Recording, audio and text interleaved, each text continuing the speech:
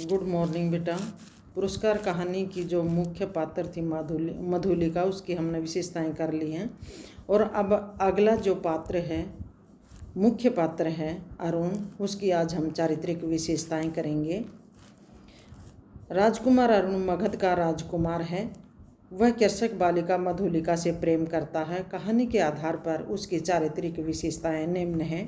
पहली विशेषता, मगध का निर्वासित राजकुमार है। अरुण मगध का राजकुमार है। वह वहां से राज्य के लिए विद्रोह किए जाने पर निष्कासित कर दिया जाता है। अपना परिचय देते हुए मधुलिका से कहता है कि वह मगध का विद्रोही निर्वासित कौशल में जीविका खोजने के लिए आया है। वो मधुलिका से ऐसा ही बताता है क्योंकि उसका जो है मन में तो उसके कुछ और ही विचार थे। क्योंकि वो कौशल राज्य पर अधिकार करना चाहता था, इसलिए वो मधुलिका को बेटा अपने प्रेम जाल में फंसाता है और उसे के सामने वो प्रस्तुत होता है और उसे रानी बनाने के लिए उसे उत्साहित करता है। अब दूसरी विशेषता प्रेमी हृदय है। राजकुमार अरुण विद्रोही होने पर भी वह प्रेमी हृदय है। वह स्वाभिमानी कृषक कन्या मधुलिका के रूप सौंदर्य पर मोहित होकर अपना हृदय उस पर न्यौछावर कर देता है तथा उसे राजरानी बनाने की बात कहता है। कल्पना का आनंद नहीं मधुलिका, मैं तुम्हें राजरानी के समान सिंहासन पर बिठाऊंगा। तुम अपने छीने हुए खेत की चिंता करके भयभीत न हो। वह उसे बताता है मधुलिका कि तुम अपने पुरस्कार स्वरूप जो तुमने भूमि राज्य को सौंप दी थी, उसके बदले में तुम उबड़ खाबड़ जमीन ले लो और वहाँ पर हम रहकर, वो सोचता है कि मैं कौशल राज्य पर अधिकार कर लूँगा और फिर तुम्हें पटरानी बना दूंगा। इसे लालच देता है बेटा वो रानी बनाने के लिए। और फिर जो मधुलिका है वो अपनी जो भूमि के बदले कुछ भी पुरस्कार स्वरूप कुछ भी राशि लेने से इनकार कर देती है और वह अरुण के बहकावे में आकर राजा के सामने उपस्थित होती है और उसके बदले में उसके कहने पर वह उबड़ खाबड़ जमीन की मांग करती है। तो यही दिखाया गया है इसमें कहानी की। उसकी जो है वो अरुण है, प्रेम तो उससे करता है लेकिन उसे वो धोखे में भी रखता है। तीसरी विशेषता है वीर पुरुष है। राजकुमार अरुण वीर पुरुष है।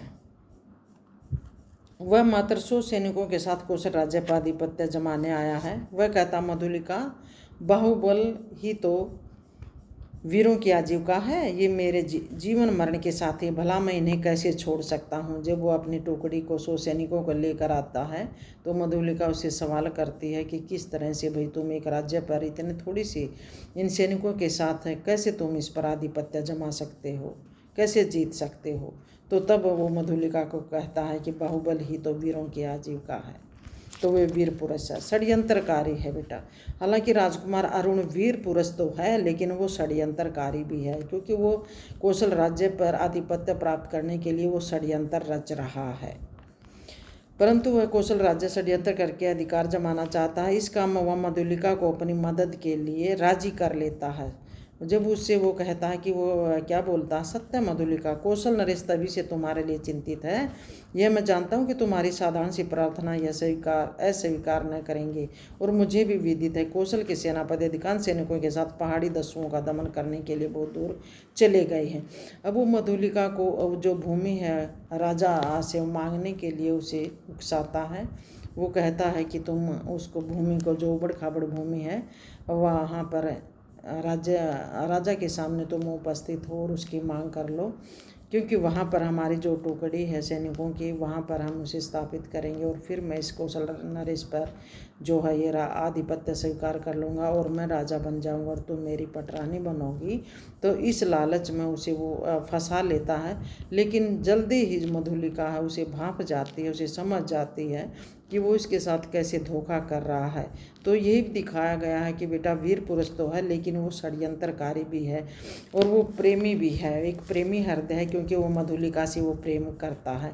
तो यही इसकी चारित्रिक विशेषताएं हैं कि 4-5 है, एक आध और भी बना सकते हो तुम, तो ये भी याद कर लेना। बहुत बहुत धन्यवाद बेटा।